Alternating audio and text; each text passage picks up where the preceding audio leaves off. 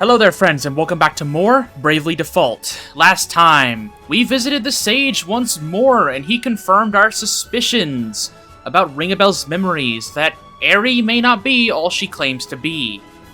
In this episode, we are going to be going back into the Sage's Needleworks because there is a sub-scenario for us here, actually, surprisingly. Which means this is something completely new. We've not seen the Needleworks have a sub-scenario. So, let's go ahead and explore a little bit. It seems that it isn't... We don't need to go over here, it's not to our left. Let's just go ahead and walk up right into the Needleworks. Where's the sage gone? What's this? It's written in his hand. I await you at the chamber of the Council of Six in the land where all began. Conjurer Yuliana.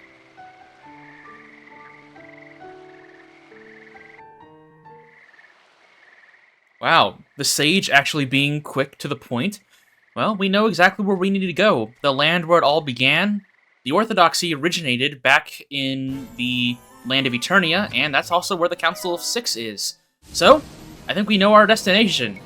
Just real quick, we'll go ahead and check up on Aranda Village. We got some gifts from the compound shop, but our foxtail is nowhere near completion. So, no use dawdling on that. And so, I will see you at Eternia. We can land just west of Central Command and head right inside to the building.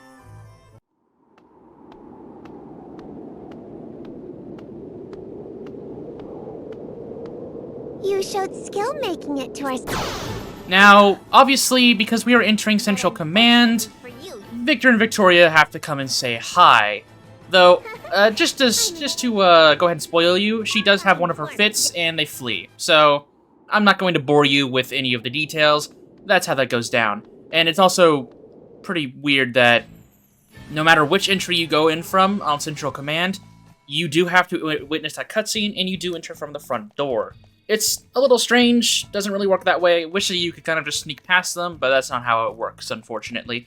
But that's not what we're here for. We're here to listen. We're here to figure out what the Sage wants us to do.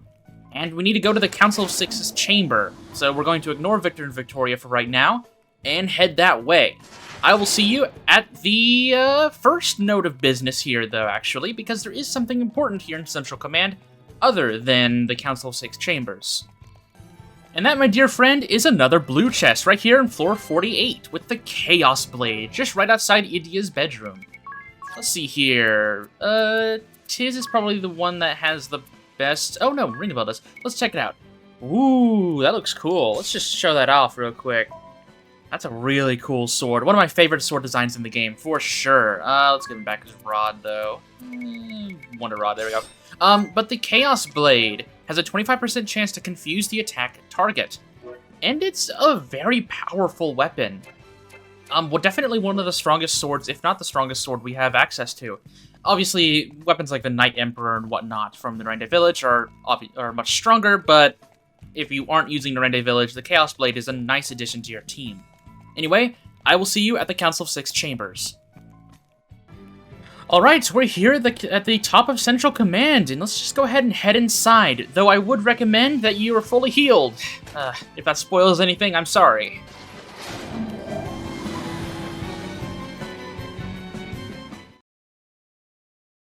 Sage! You came. I've already taught you all I know. Now it is time for us to part. You must go forth guided by your own will. To learn who you are, what you are capable of, and what you can endure. The road ahead will be hard and bitter, no doubt. Have you the resolve to persevere? Yes! Very well. We will begin with an alternate fate for Ringabel. A man laments alone in Idia's chamber. Go to him.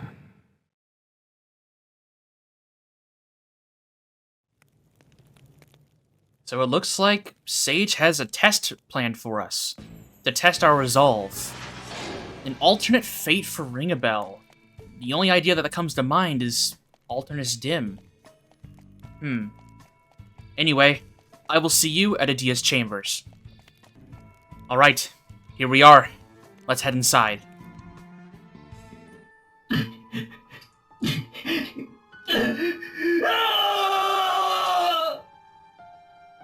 I made a vow. And yet... Alternus! What's happened to you? I swore. Vowed to protect. Why, then...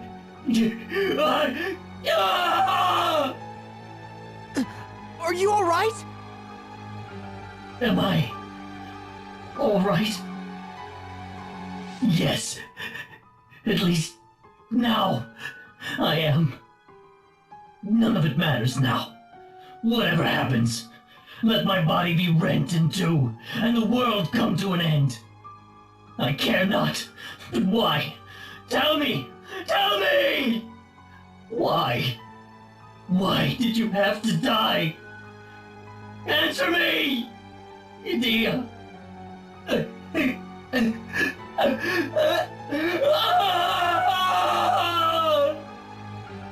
So, in this world, Idia is...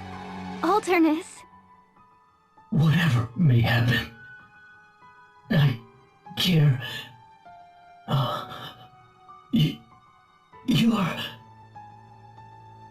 You're me. You're me from back when I had nothing. I dared to ask for something, then lost all I'd found. And now you've come to end me. Very well. Nothing remains for me. I'll die by your hand. Or any other. No! Alternus, listen! It's no use. He's blind with grief. Here he comes! Not only is Tiz dead in this world, but so is Idia, and obviously, that has made Alternus lose his mind with grief. Alternus, in Chapter 6 here, is not very different at all from his counterparts, so the same strategies will work. But I'm not here to talk about Alternus in terms of combat. I want to talk about him as a character.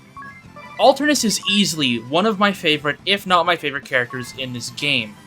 His characterization is amazing, and his comparisons with Ring-a-Bell is awesome. The fact that Alternus is someone who has always been against our ideals and has fought against us no matter what we've said, and yet he is one of our closest companions at the same time, is one of the coolest ideas for a character that I can think of. Not only that, but it breaks my heart to see his devotion and care for the people he has loved just be ripped apart from him at any point.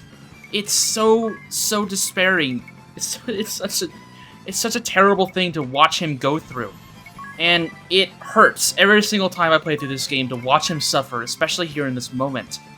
But we've got to put him down, otherwise he'll kill us, and we can't have that, can we? Alternus and Ring-a-Bell in general are really, really cool characters, and I love them a lot. And it doesn't seem like that's an unpopular opinion. These two individuals seem to be some of the biggest fan favorites there are when it comes to the community of this game, and the characters that it has. The tragedy of Alternus is something that everyone really enjoys, or at least most people do. I haven't met a lot of people who do not like Alternus or just find his stuff a little annoying, but they are very few and far between, and most of the time, they kind of come around after a little while, especially once they reach this point, and just see the amount of grief that he goes under when he believes that he's failed everything that he stood for. Especially since he has failed at his mission countless times at this point. It would break any man, honestly. Anyways, let's put him out of his misery. There's nothing new here for us. You guys know what I'm going to do. So, I'll see you at the end of this encounter.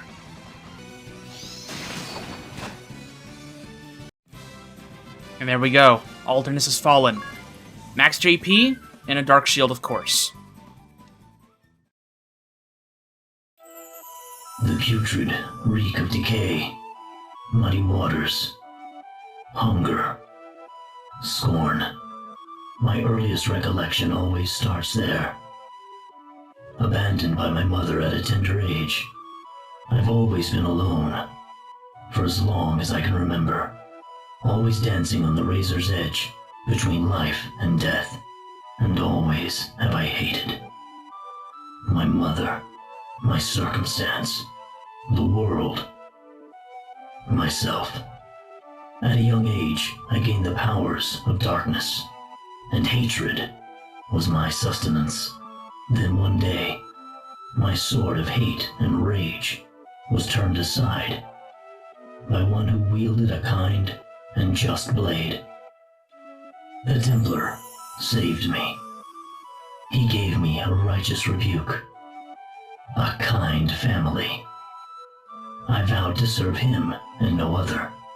I would lay my life down for his ideals, stake my being upon protecting those he loved.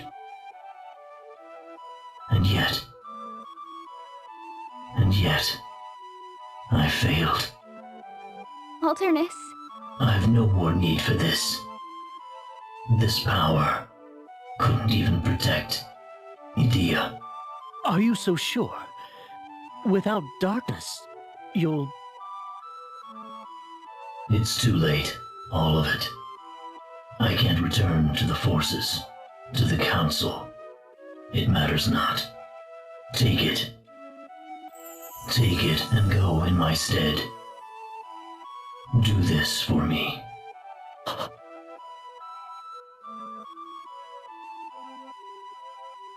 Ring a bell. You are not of this world, nor are you of the world from which the other three hail. There is nowhere else you can call home, nowhere left to return. The Templar who took you in despite your dark past, those who accepted you as family, the one you love, all are denizens of another place, a world that is not your own. But with the departure of your counterpart in this world, you may now remain here if you so choose. There is a place here for you. What will you do? I don't... You need not decide right away. Think upon it. Now, here is an alternate fate for Edea. A man and his wife mourn their daughter's death at the central healing tower. Go to them.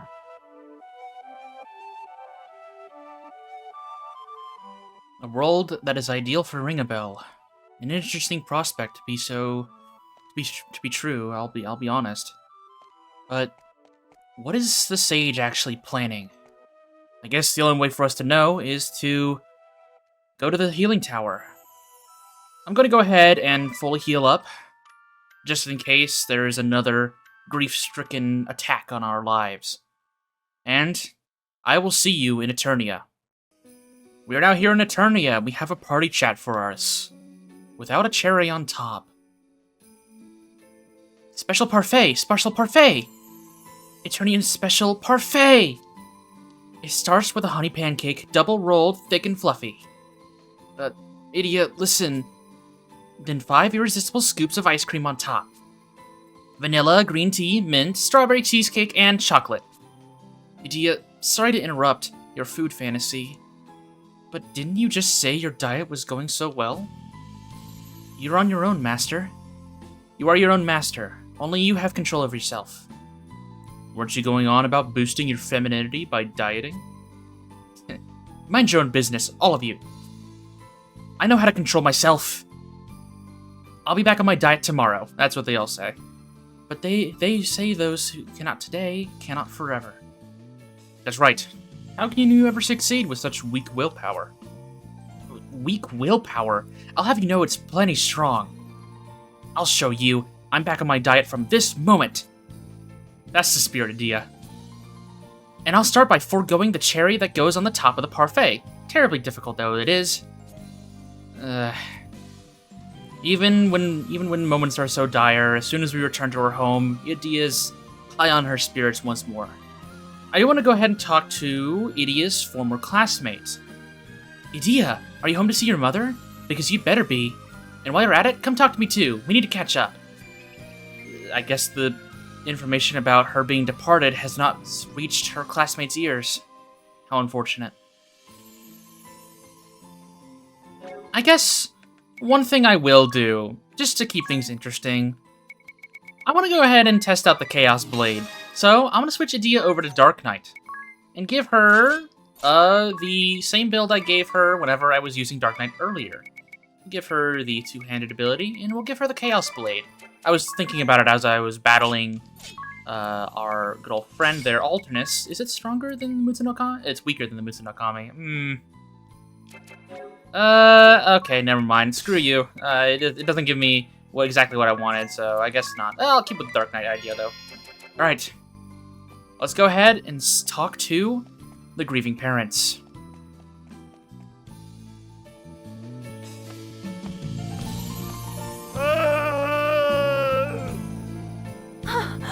Edea! Mother. Father. Edea. No! I know who you are! How dare you come here in the guise of my daughter! Wow, okay, that was very quick. And, okay, we have a battle against Brave. Brave has not changed very much at all as well, sporting a little bit more HP, but everything else is pretty much the same.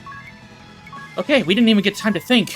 Alright, so, we'll take down Brave. And I guess while I'm at it, I'm going to go ahead and talk about Brave here. His character's a little interesting for me. I have varying opinions on him.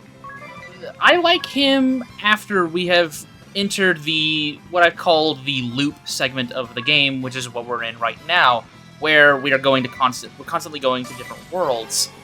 Brave in the initial world just doesn't seem very helpful. He obviously battles against our ideals, but he doesn't really give us any reason to doubt our own. Like, he is very antagonistic and very, I wouldn't say irredeemable, but he definitely isn't a good guy in that world, and it's difficult to like his character whenever he's allowing a lot of very terrible things to befall innocent people. But once you move into Chapter 5 or World 4, he becomes a lot more likable, and seeing how Brave is actually willing to talk to his opposition about his issues and his ideology, it makes him a lot more likable. And I like him a lot more whenever he's willing to discuss his vision with other people. Radiant Blast. But, obviously, we didn't get to talk to him very much here. He's obviously a grief-stricken parent who has lost his daughter, his only daughter in that fact, and I obviously cannot blame him for lashing out at maybe a phantom or a vision or something that he believes to be mocking him for his grief. But we need to try and snap him out of this, or else we might be on the chopping block. So, I'll see you at the end of the battle. That swordsmanship, it is a mirror to Kami Izumi's own. Then you are Edea.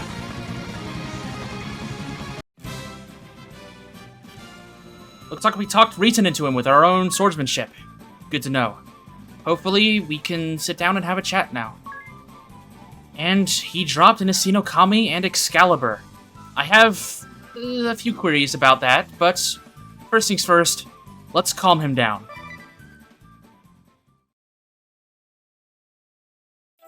Edea, is it truly you? Oh, what a joy to see you live. We heard you'd perished. Oh, your father and I were beside ourselves. Your sword was sent back to us. To remember you by, I cannot express the joy. Edea, my daughter lives. I'd given up hope that you'd ever return to us. And to think she would defeat me. Truly, the girl is her father's daughter. Your father saw the promise in you, more than anyone. He rested his dreams on your perseverance. And when word came of your passing, he grieved you more than any. Father. Forgive me for never putting it in words. Duty and circumstance hindered me at every turn. But still. No, I understand, Father. And let me ask your forgiveness for being the willful child that I am. And you, Alternus. It was you who brought Edea back safely to our side. I thank you from the bottom of my heart. Ever have you been a boon to this family? Oh, no. I'm not... When was the last time we enjoyed a meal together? Tonight, let us dine as a family. I don't remember the last time. Nor do I.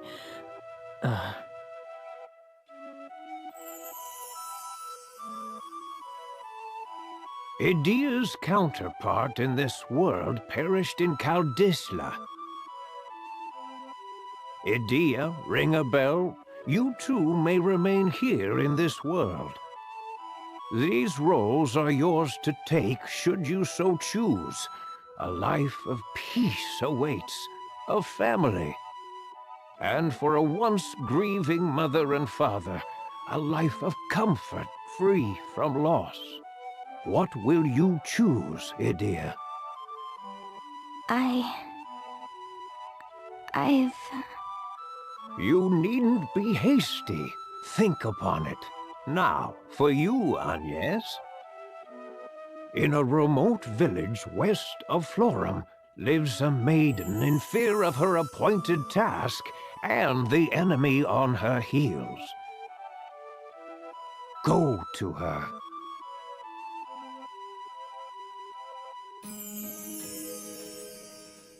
This is all too much. An ideal world, some would speak. This is really, really strange.